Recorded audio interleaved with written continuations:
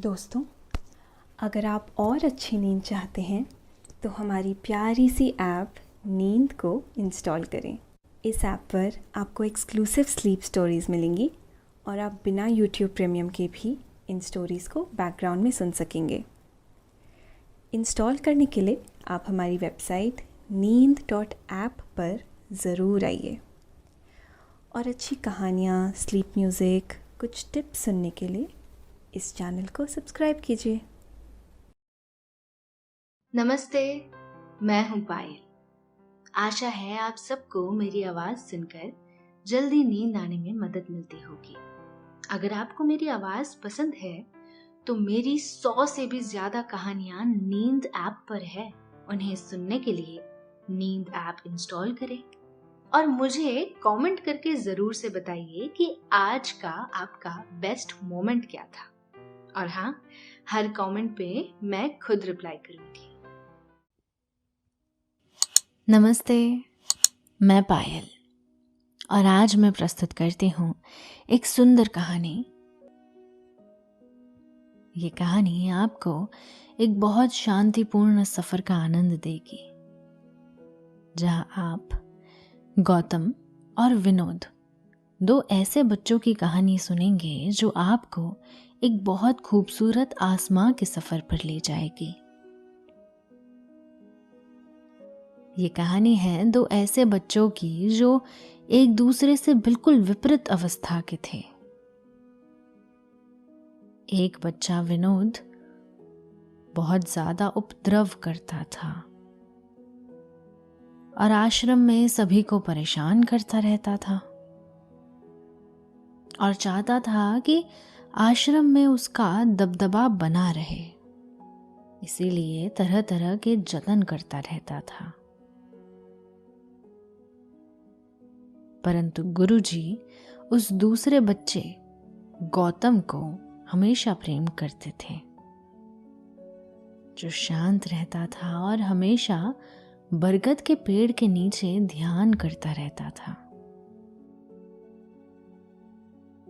गुरुजी उस बच्चे विनोद को कुछ समझाना चाहते थे। इसके लिए उन्होंने एक तरकीब लगाई और अपने सारे बालकों को कहा कि आश्रम के सभी बच्चों को जोड़ी बनाकर दूर गांव जाकर भिक्षा मांग कर लानी होगी। जो ज्यादा भिक्षा लेकर आएगा उसी को आश्रम का सर्वश्रेष्ठ शिष्य चुना जाएगा और वही मेरा उत्तराधिकारी बनेगा। यह सुनकर विनोद गुरुजी के नजरों में महान बनने के लिए कुछ न कुछ प्रयत्न करने लगा। मगर फिर आगे क्या हुआ कहानी में? किस प्रकार गुरुजी ने उस उद्दंड बालक विनोद का मन परिवर्तन किया, जानेंगे आज की भाव विभोर कर देने वाली सुंदर सी कहानी में।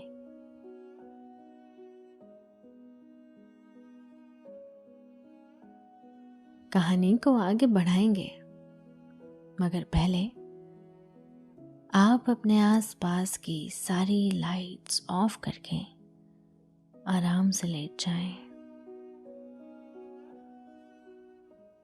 अपनी आंखें धीरे से बंद कर लीजिए।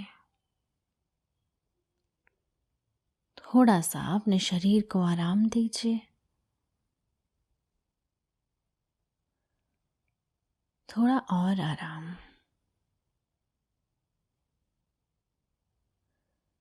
अपने शरीर को बिल्कुल ढीला छोड़ दीजिए। कोई टेंशन नहीं, कोई तनाव नहीं।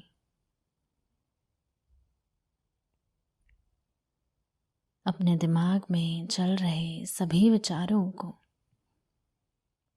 चिंताओं को त्याग दें। एक शांति सी महसूस करें।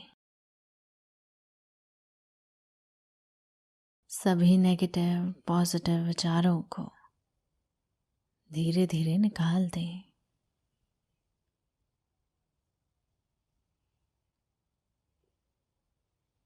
हाथों को सीधा कर लीजिए और अपनी कमर की साइड में रख लीजिए।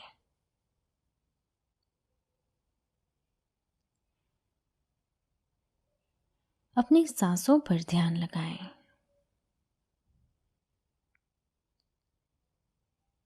इसको धीमे या तेज बिल्कुल नहीं करना है। बस ध्यान देना है कि कैसे आपकी सांसें आपके अंदर प्रवेश कर रही हैं और कैसे वो आपके गले और नाक के माध्यम से वापस बाहर निकल रही हैं। आपका मन शांत, एकदम शांत होता जा रहा है। आप अच्छा महसूस कर रहे हैं, खुद को काफी हल्का फील कर रहे हैं। सब तरफ शांति ही शांति है, सुकून है, खामोशी है।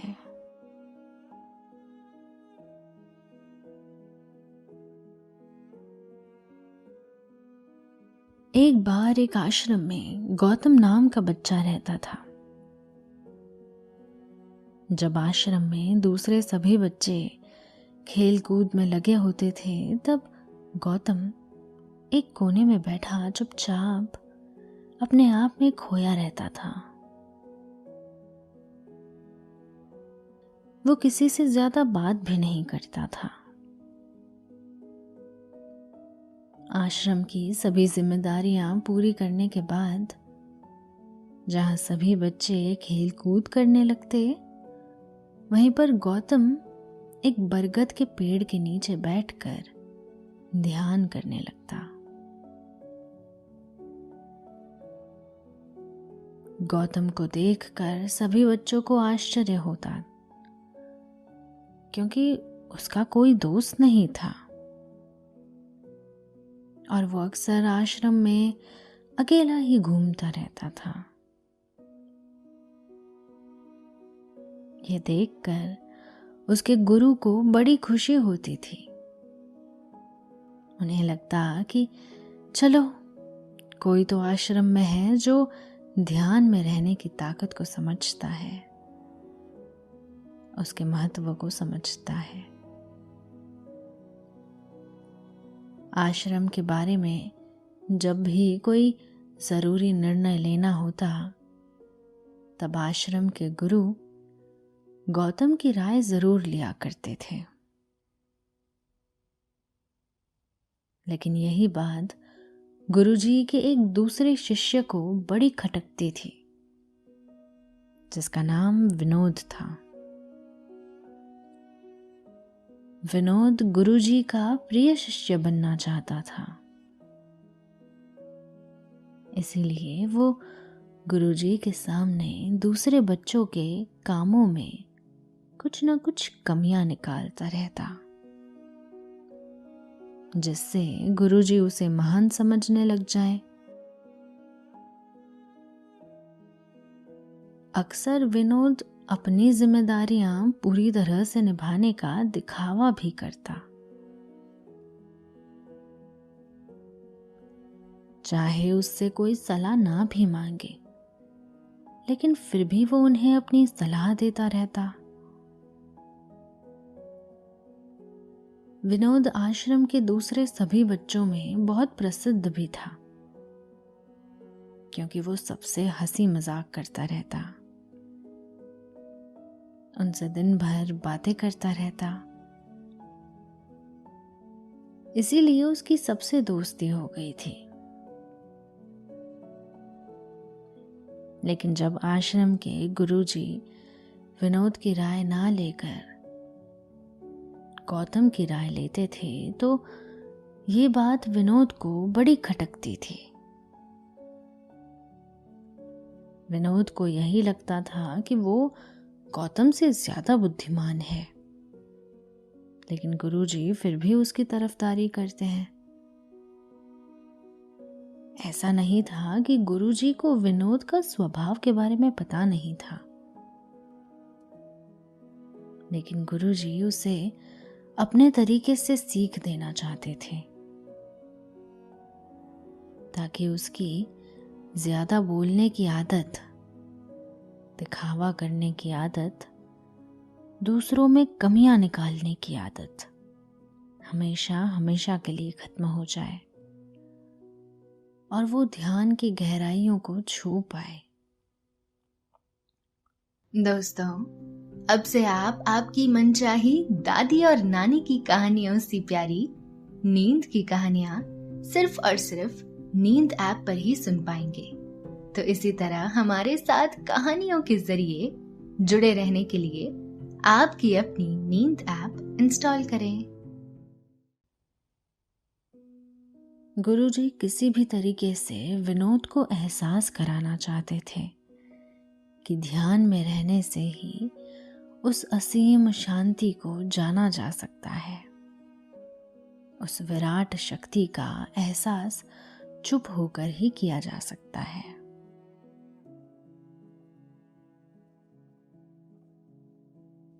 एक दिन गुरुजी को एक तरीका सूझा। उन्होंने आश्रम के सभी बच्चों को अपने पास बुलाया और कहा कि मैं तुम सभी को 2-2 हिस्सों में बांटकर अलग अलग गांव में भिक्षा मांगने के लिए भेज रहा हूं, और जो भी 2 बच्चे सबसे ज्यादा भिक्षा मांग कर लाएंगे, उन दोनों को आश्रम की सभी जिम्मेदारियां निभाने का मौका दिया जाएगा। अपनी बात जारी रखते हुए गुरुजी ने बताया कि भिक्षा मांगने से हमारा अहंकार खत्म होता है, इसीलिए हर शिष्य को पूरे मन से भिक्षा मांगना होगा। कोई भी इस काम को औपचारिकता में ना ले, वरना वो अपने जीवन का बहुत बड़ा ज्ञान खो देंगे। आश्रम के गुरुजी ने जानबूझकर विनोद और गौतम की जोड़ी बना दी। विनोद के मन में सिर्फ एक ही बात चल रही थी कि इस बार उसे मौका मिला है और इस बार वो गुरुजी को दिखा देगा कि वो गौतम से कितना ज्यादा होशियार है। दोनों शिष्यों ने आपस में अपनी सहमति से निर्णय लिया कि दोनों गांव के अलग अलग कोनों से भिक्षा मांगना शुरू करेंगे, ताकि भिक्षा मांगने का काम जल्दी खत्म किया जा सके। गौतम हर द्वार पर जाकर अपने हाथ जोड़कर अपना भिक्षा पात्र उनके सामने कर देता।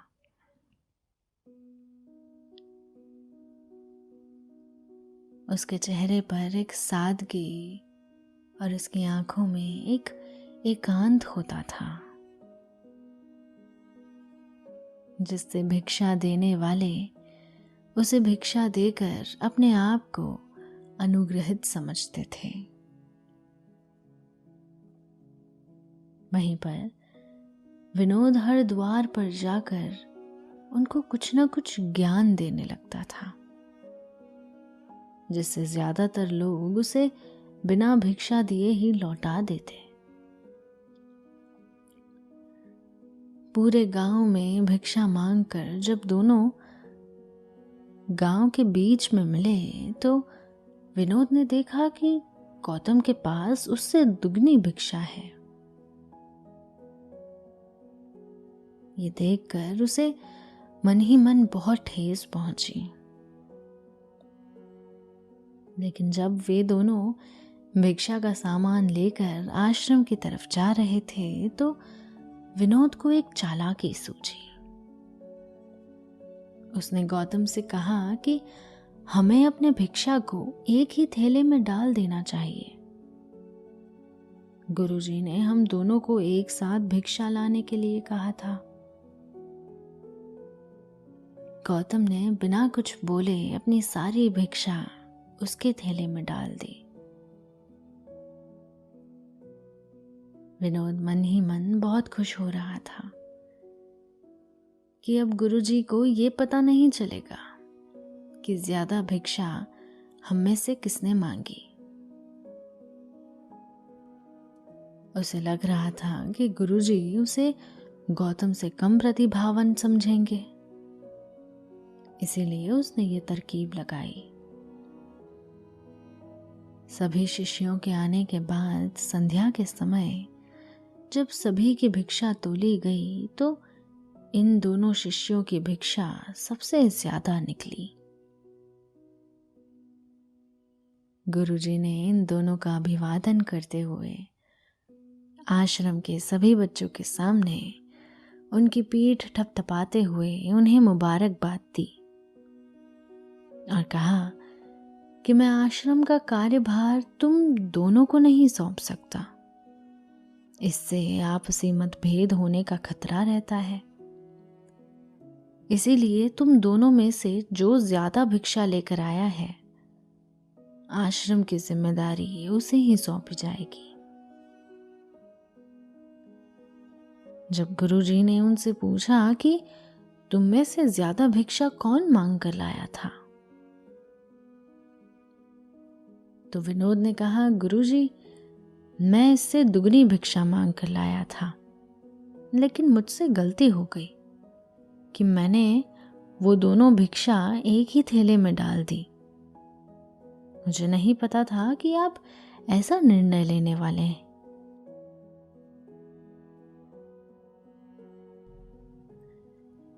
इस पर गुरुजी ने गौतम से पूछा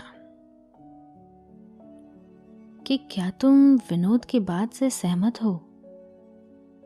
क्या तुम इससे कम भिक्षा लेकर आए थे? ये सुनकर गौतम ने कहा, गुरुजी, मेरे पास कोई साधन नहीं है जिससे मैं ये साबित कर पाऊं कि मैं विनोद से ज्यादा भिक्षा लेकर आया था। असल में ये उल्टा बोल रहा है। दोगुनी भिक्षा मैं लेकर आया था और ये मुझसे आधी भिक्षा लेकर आया था, और इसी ने मुझसे भिक्षा एक थैले में डालने की बात कही।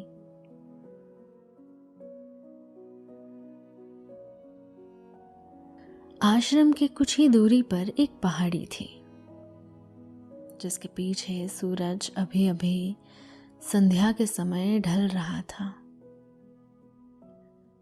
गुरुजी को पता था कि सच कौन बोल रहा है, लेकिन बाकी बच्चों के सामने सच साबित करने के लिए उन्होंने उन दोनों से एक सवाल पूछा कि पीछे पहाड़ी पर तुम्हें क्या दिखाई दे रहा है?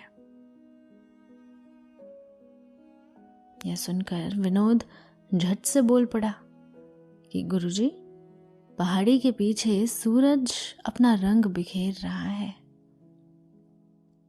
आसमां में लालिमा छाई हुई है। ये बहुत ही सुंदर दृश्य है।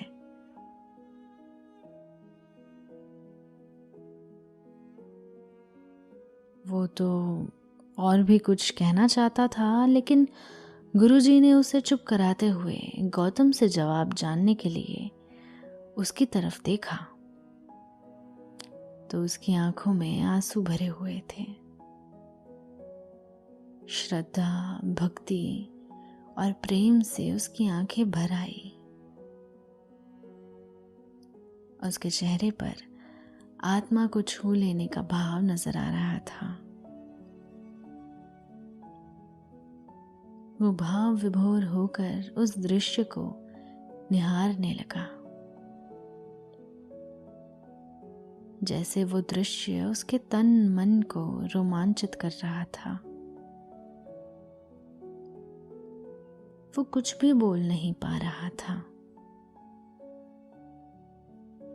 उसका पवित्र मन इस बात की गवाही दे रहा था कि वो भीतर से कितना शुद्ध और शांत हो चुका है। जो व्यक्ति भीतर से इतना शुद्ध और शांत हो कि वो प्रकृति की ऐसी सुंदरता को देखकर भाव विभोर हो जाए, उसका रोम रोम पुलकित हो जाए, ऐसे व्यक्ति को भी महान लोगों की श्रेणी में रखा जाता है। गौतम के इस भाव को देखकर गुरुजी अत्यंत प्रसन्न हो रहे थे। उनकी आंखों में भी अश्रुधारा बह रही थी, जो गौतम के प्रति उनके प्रेम का सूचक थी। दोनों गुरु शिष्य उस विषय की गहराई को एक साथ अनुभव कर पा रहे थे। इतिहास में ऐसा यदा कदा ही होता है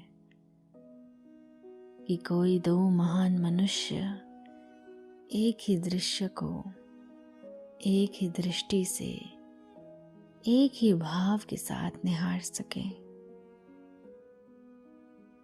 और बिना किसी वार्तालाप के, बिना किसी शब्दों के एक दूसरे को अपनी बात समझा सके। ऐसी अवस्था में कुछ कहने सुनने को रह नहीं जाता, सब कुछ अपने आप बयां हो जाता है।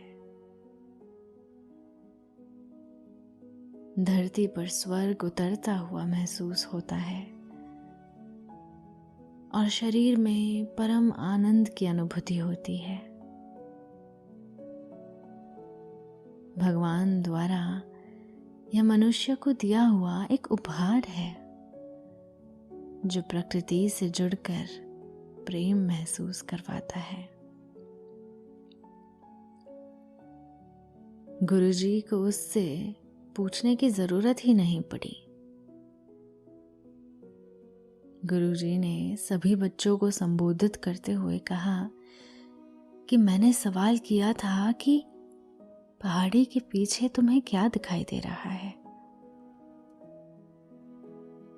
ज्यादातर लोगों को यही दिखाई देगा कि एक बहुत सुंदर दृश्य है, लेकिन मजे की बात यह है कि सुंदरता बोलकर नहीं बताई जा सकती,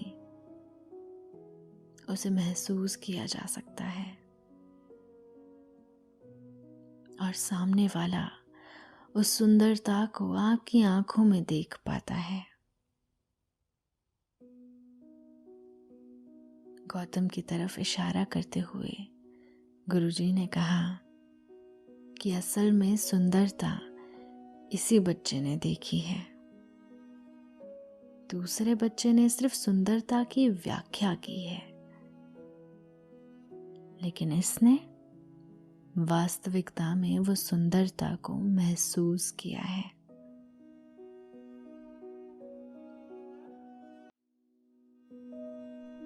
दोस्तों, अब से आप bed time stories, guided meditations, relaxing music, इन सब का आनंद नींद ऐप पर ही उठा सकते हैं।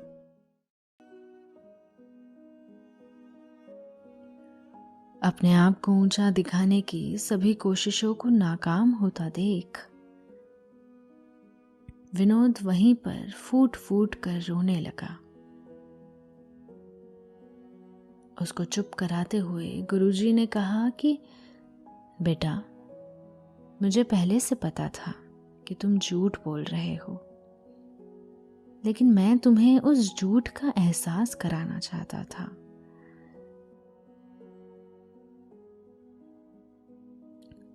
सभी बच्चों को संबोधित करते हुए गुरुजी ने बताया कि शब्द जाल की तरह होते हैं।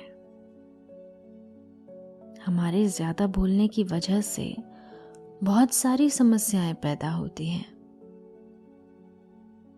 जब कोई आदमी एक बात को बढ़ा चढ़ा कर बोल देता है तो उसे सिद्ध करने के लिए वो शब्दों के जाल में फंसना चला जाता है और इसी वजह से अंतर्मुखी होने की बजाय वो बहिर्मुखी होता चला जाता है।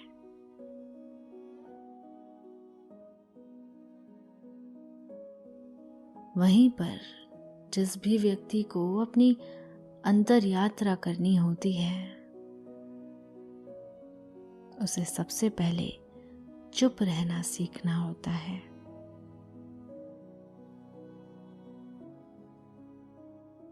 हर वक्त बोलते ही रहना ये हमारी अंतर यात्रा में बाधा बन जाते हैं। जब आप चुप रहने का अभ्यास करते हैं तो आप अपने साथ वक्त बिताने लगते हैं, जिससे कि आप अपने एकांत को जान पाते हैं। और एक बार अगर मन में एकांत स्थापित हो जाए तो आपकी आंखों में, आपके चेहरे पर वो सादगी, वो एकांत, वो स्पष्टता की झलक, सब कुछ सामने नजर आने लगता है। कुछ साबित करने को नहीं रह जाता, कुछ बताने को नहीं रह जाता, सब कुछ आंखों में देखा जा सकता है।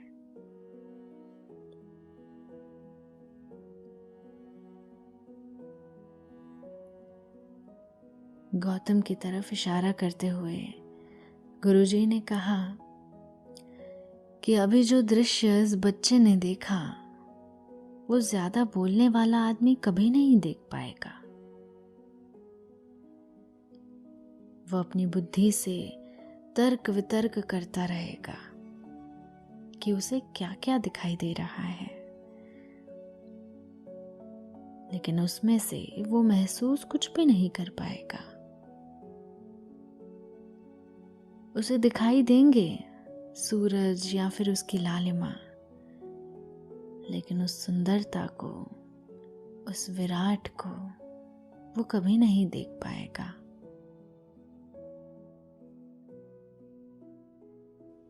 और अगर चुप रहने की कला सीखनी है तो तुम्हें सबसे पहले एक बात ध्यान रखनी होगी कि तुम्हें किसी को भी प्रभावित करने की कोशिश नहीं करनी है। ज्यादातर लोग इसी वजह से ज्यादा बोलते हैं, क्योंकि वो दूसरों को प्रभावित करना चाहते हैं, अपने आप को साबित करना चाहते हैं, और उस साबित करने के चक्कर में वे शब्दों के जाल में फंसते चले जाते हैं और धीरे धीरे वही उनकी आदत बन जाती है। अगर कोई व्यक्ति दूसरों को प्रभावित करना चाहता है तो वो कितने लोगों को प्रभावित कर पाएगा, उसकी भूख तो बढ़ती ही जाएगी। मगर फिर भी वो संसार में सभी को कभी भी प्रभावित नहीं कर पाएगा।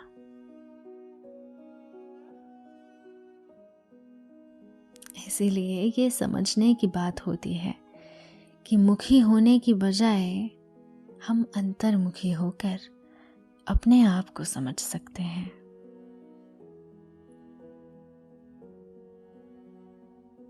अपनी बातों को खत्म करते हुए गुरुजी ने अपना आखिरी संदेश दिया।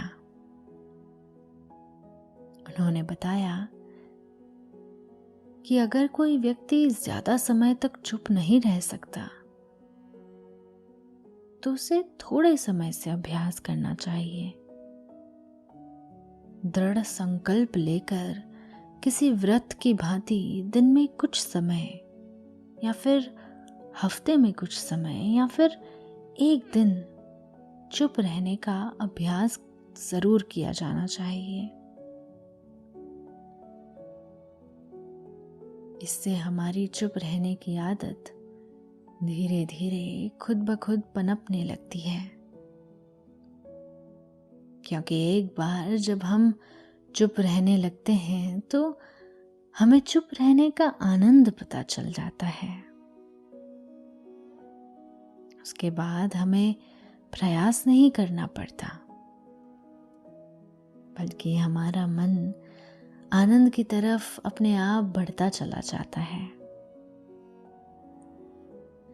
चुप रहने की कला सीखने के बाद आपकी बुद्धिमानी और आपकी स्पष्टता दोनों में बहुत ज्यादा फायदा होगा। वास्तविकता में जिसे दर्शन कहते हैं वो मौन रहकर ही किया जा सकता है।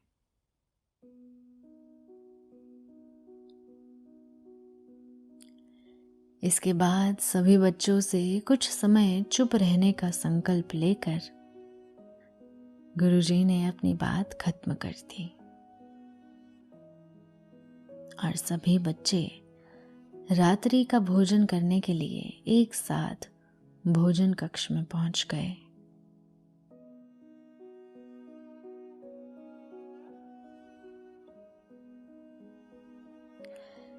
तो दोस्तों, ये थी आज की कहानी भिक्षा पात्र। आशा है आपको ये कहानी पसंद आई होगी। मगर देखिए, कहानी सुनते सुनाते वक्त हो चला है आपके सोने का। आप धीरे धीरे एक सुख भरी नींद का आनंद लीजिए। शुभ रात्रि, शब बखैर, गुड नाइट।